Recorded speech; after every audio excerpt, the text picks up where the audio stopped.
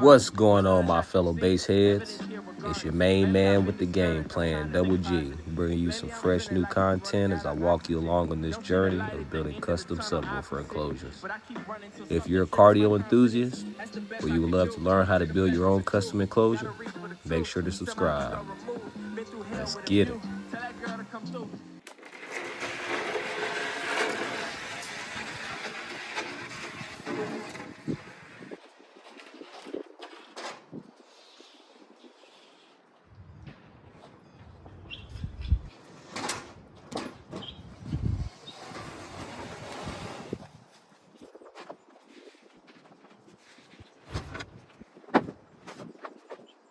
All right, finally made it back home with this big old 4x8. Got a couple marks on there, but ain't nothing that the sander can't knock out. Some of these marks are already on here too from Home Depot. Got an imperfection right here, but nah, ain't gonna hurt nothing. So I'm gonna show y'all how I break this 4x8 down. I already have a few pieces cut for one of the enclosures that I have to build, so I can get the rest of the pieces out of this sheet here. And from there on, I can build the second one. So I'm gonna show y'all how I break this down.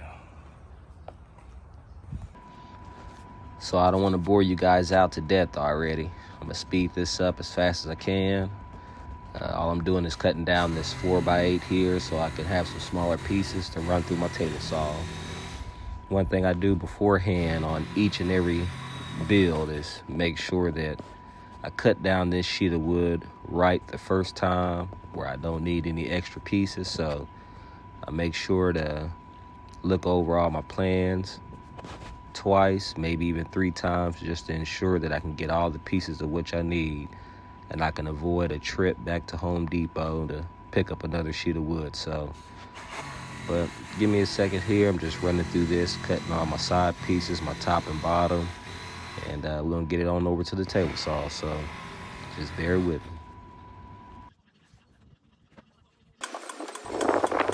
All right, you guys, finally made it over to my good old reliable Craftsman cast iron top old school table saw. It's actually the second one I've had like this.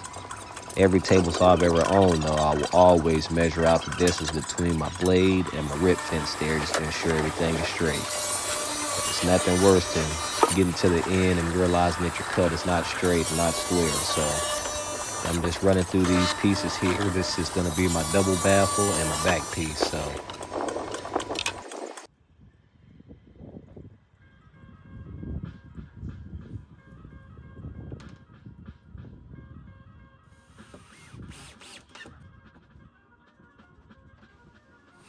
we're on the road now. I'm just taking the time to screw together these 2 baffles. This here will be my front piece. I'm gonna go ahead and measure it out, find my center point, divide both halves so I can find my cutout points. I leave a little bit of overlap to the far left there, so whenever I go to screw this together, I can just router that off and ensure that that's a sharp edge. But nothing too serious, very simple step.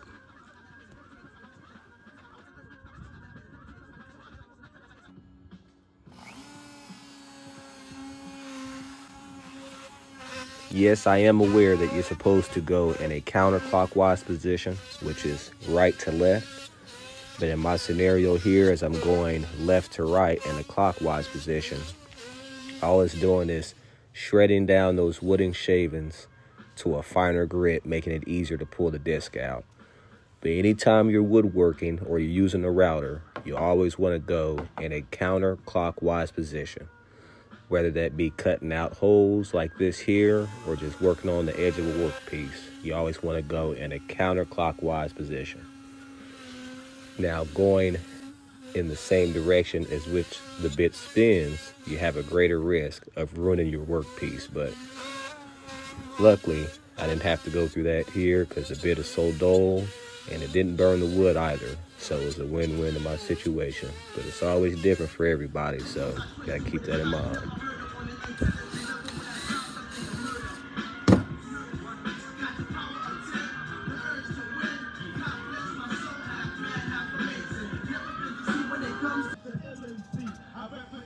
right, that's the first step there. So everybody does it a little bit different. I think I'm going to do it a little bit different this time myself. So normally I would hit this with a reverse flush router bit, with the bearing being on top, with the router being held down, and cutting everything below it with the bearing itself running around the cutout. But we're just going to knock that out with the jigsaw, come back in and trim it up.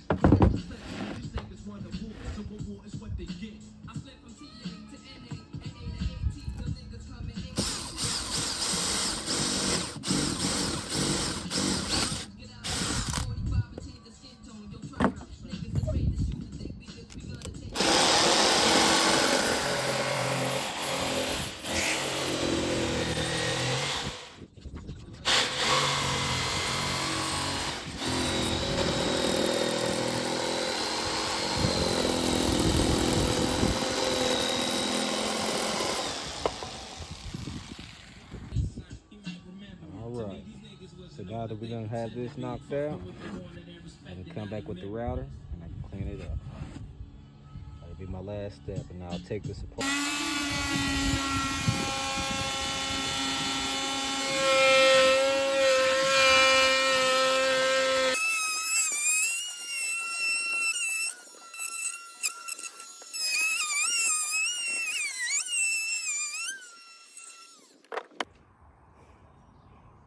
So now that we have this knocked out, I can go ahead and take it apart, get some glue on here, and we'll re-screw it together.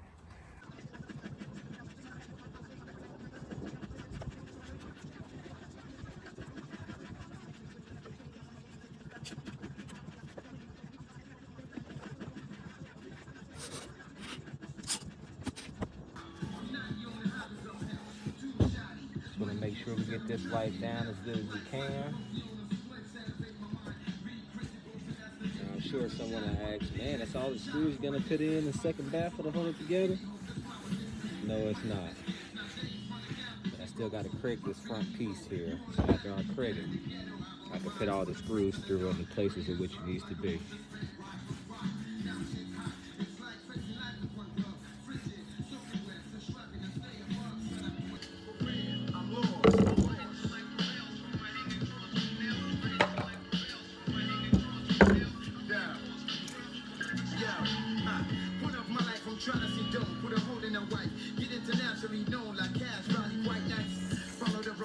Cause it won't get weaker tomorrow. Ain't no turning back like brown sugars when it grows. Some see my breath.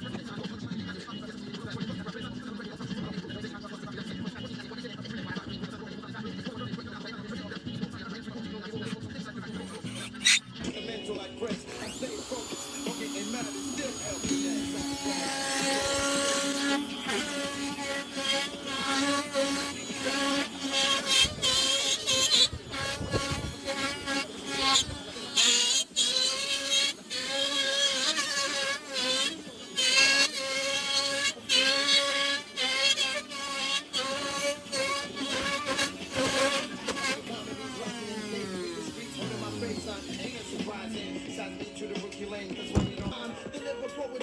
My name is Bobby Lee's magnifique. When I speak type of unique formulation. Got the hunger, attempt, the urge to win. God bless my soul, half man, affirmation. Never been deceived when it comes to writing rhymes, and that's no question. When I was young, son, I used to play with tongue, and I would express the words represented by the ganja. Dialect on a track. You set it off like that. You know how we do.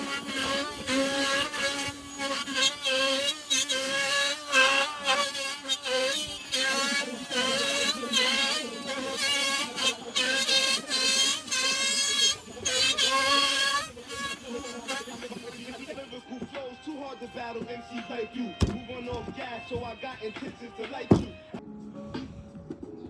All right, next step we got going on here. This here would be the support for the Aero port itself.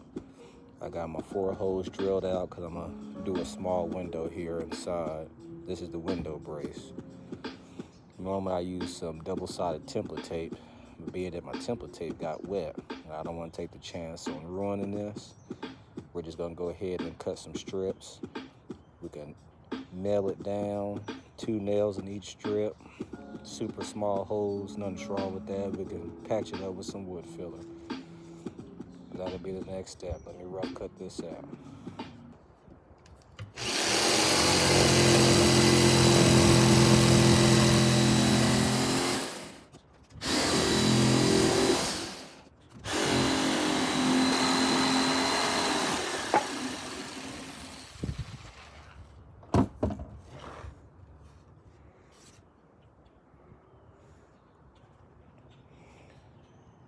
All right, y'all, got the strips cut. And there's no right or wrong way on how to do this here. It's just the way that I do it myself.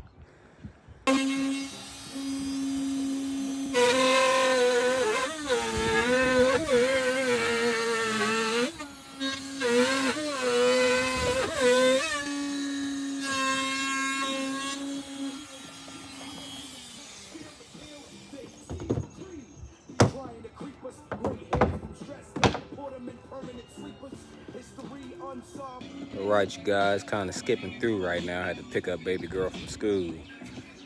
But what you're looking at is the top piece. These are the cutouts or the holes drilled for the windows that I need to cut out. So like I always say, pre-drill your holes. I do one in each corner. Always makes it a little bit easier.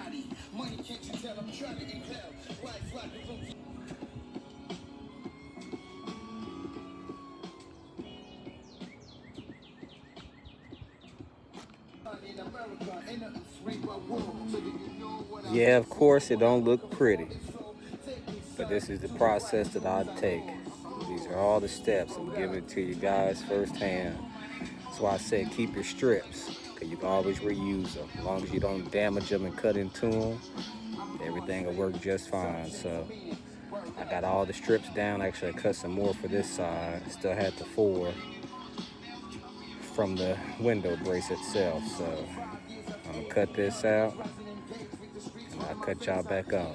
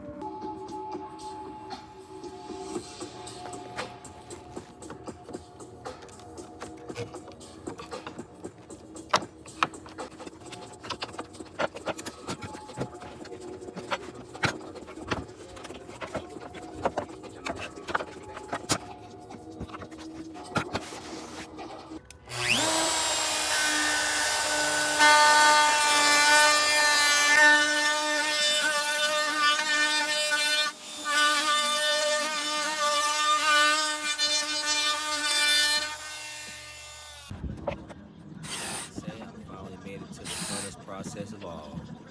That's the Kragen. Normally when I make it here in my mind, I can just tell myself that, hey, I'm 50% done. We're halfway here now. So it takes a little bit of time to get all the pieces cranked out, depending on the style of the enclosure too, but it's always good. Just take your time, and right here I'm checking my Kreg tool. Dual pocket Kreg tool. Had that for quite some time, and it does me good. But just take your time, make sure that all your pocket holes are even, and yeah, you'll get there.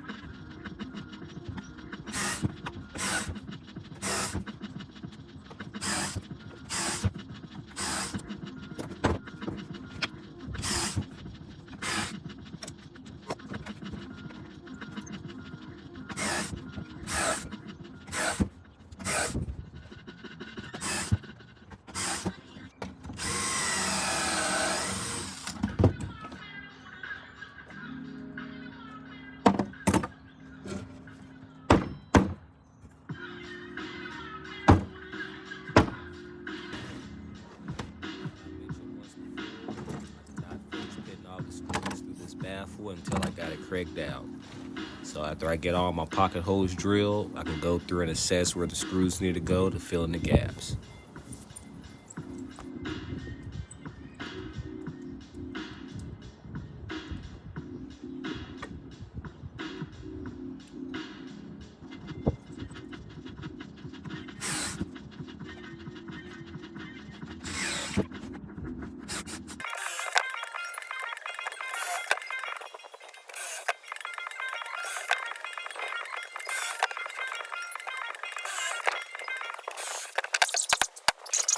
Got all the pieces sanded down.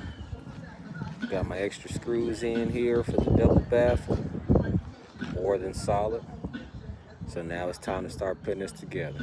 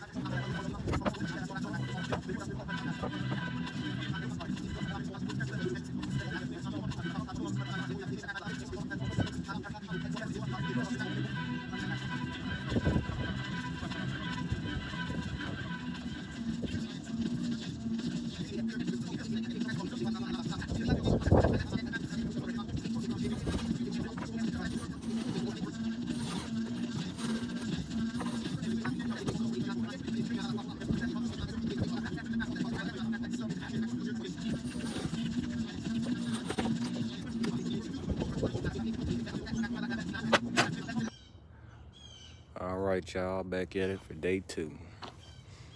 Had a few things I was able to finish up off camera. You know, it's hard trying to record off your main phone, but hey, it's first time for everything. Still got a little bit more work to do here, but really it's just sanding. Just gonna go ahead and sand it down. I was able to get the baffle on. We got our 45s in and our window brace in, so like I said, last thing to do is just to sand it down. But before we hit that stage, I'm gonna go ahead and clean up this inside a little bit. We'll get some paint laid down, and then hey, we can get the top piece on and get some more paint laid down.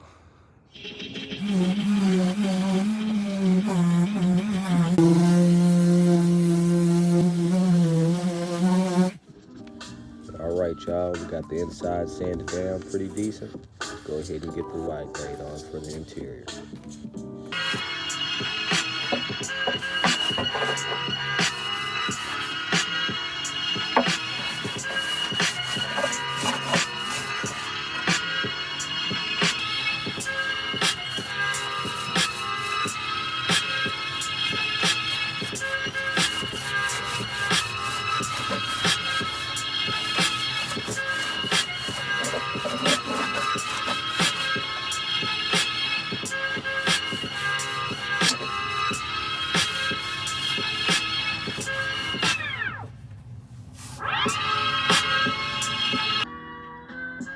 All right, y'all. So I got my windows marked out. So what I'm gonna do now is hit this with some countersinks. Got a 1/4-inch countersink bit that I'll use, and I'll go through and countersink all the holes first, and then we'll come back and drill the holes out. So super easy process. Let me get that done for you. We got the windows knocked out, countersink and pre-drilled through, and all I did was just take this 3/4-inch plexi to get my border for around the window. So as of now, this step is done. I'll wait to put these in very last, so I have no issues with them. So now we can move back over here to the box. We're gonna go ahead and start sanding this down, and we can get the black paint on.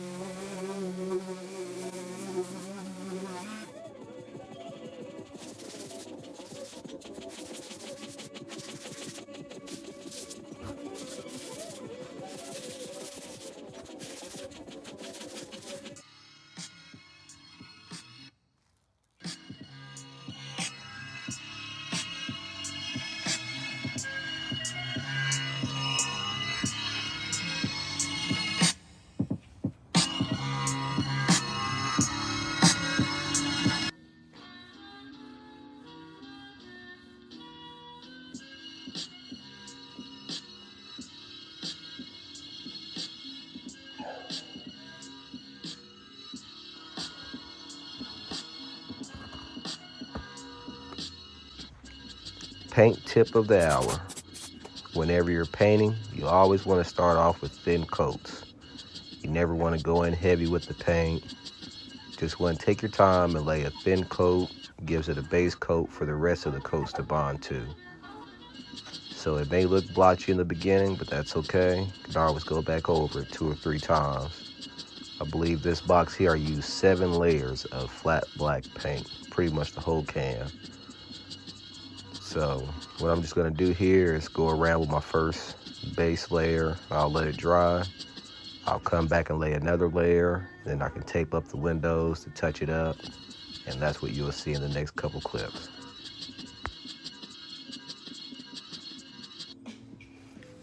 Now for all my painters out there, this is one step that is the most enjoyable when it comes to getting so close to being done. It's just something about peeling up that tape off your project right after you got done painting it, just to see the crispiest paint line possible. I mean, there's nothing better. Got a little bit of white where I went over the tape there, but that's just fine, because my last layer of black, it'll knock that right out, cover that right up, but just check out that crispy paint line. Man, that's what I'm talking about right there.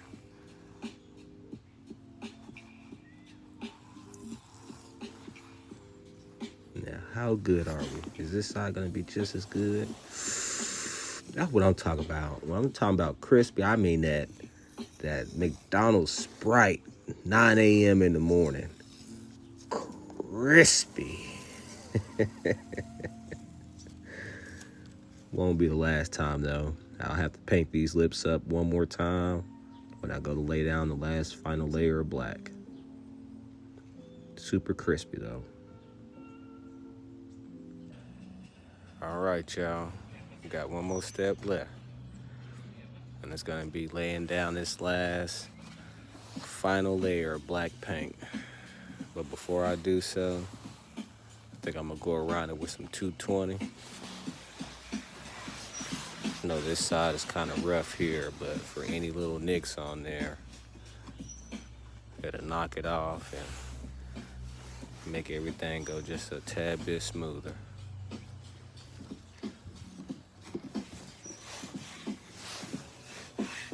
And we'll redo the back. Already got the bottom painted as good as I can.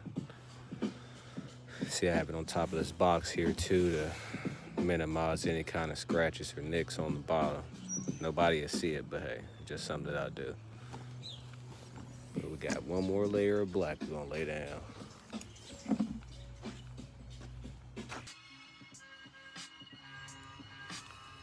Just finishing up with yet another layer of black paint. Just want to go ahead and peel this tape up while the paint is still wet so it doesn't bridge the gap. But as you can see, as long as you take your time while you're taping up your areas, that line can still be as crisp as can be.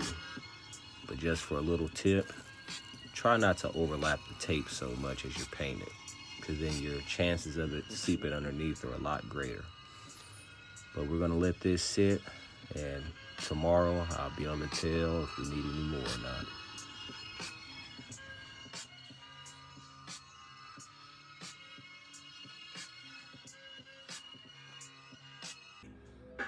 All right, y'all, day number 4. That's how it looks with 5 coats of black paint on the outside, flat black. But myself, I still see some little imperfections, so I don't know if the camera picking it out. But I'm gonna lay one more layer of black paint on here. All right, windows are officially ready to be put in. Now you can see how I'm gonna lay my tape on there, cut it in half as even as possible.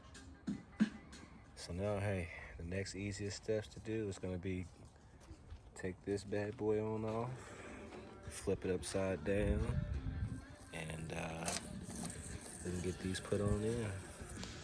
And as you can see, those paint lines are still as crisp as can be. Just preparation is everything, and making sure you tape it up correctly the first time is another major thing. But as you can see now, it looks a lot better, more of an even look. In total, I have 7 layers of flat black paint on here. 3 the first time I painted it, 2 on the second touch up, and then 2 more on this shot here.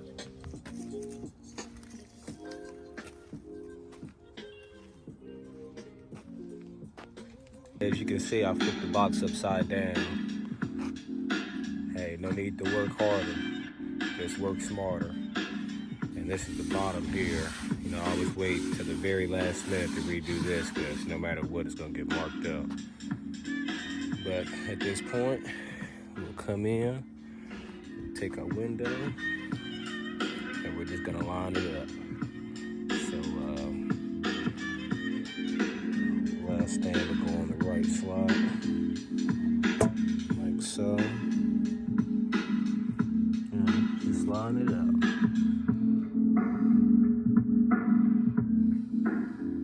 We do the same thing with the other side.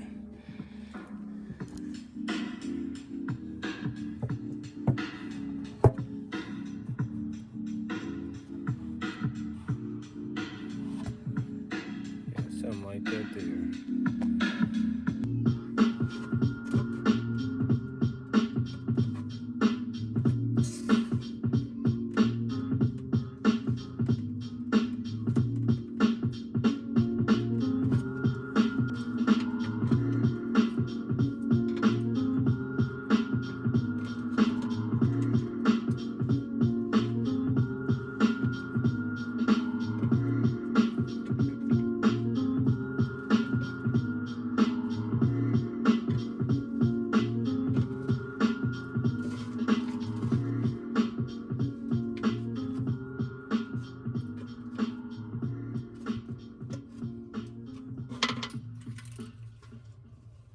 CarParts.com has direct fit parts for up to 50% off.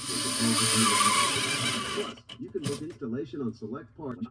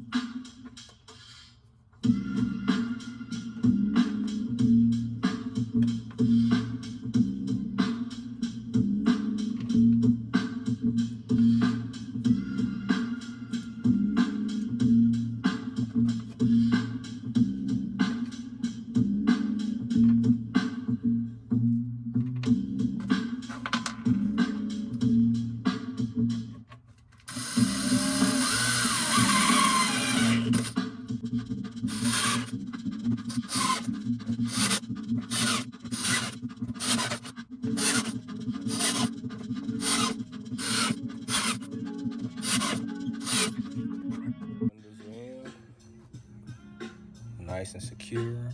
Got the double-sided tape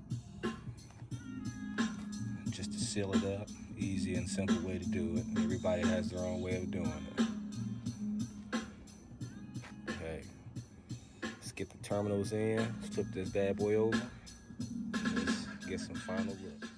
What's the price of a section? I'm comparing. All right, you guys, and that there will complete the build. This will be housing a pair of American base Hawk 12s going in a Mercedes-Benz. Came out to be 4.5 cubic foot, tuned 33 hertz, 8-inch Aero port. If you enjoy videos like this, or would like to get some tips and tricks as you go along to build your next custom enclosure, please make sure to subscribe. Until next time, peace. I gotta stick to my roots and make sure the real love it. I gotta stick with the truth until it reveals something.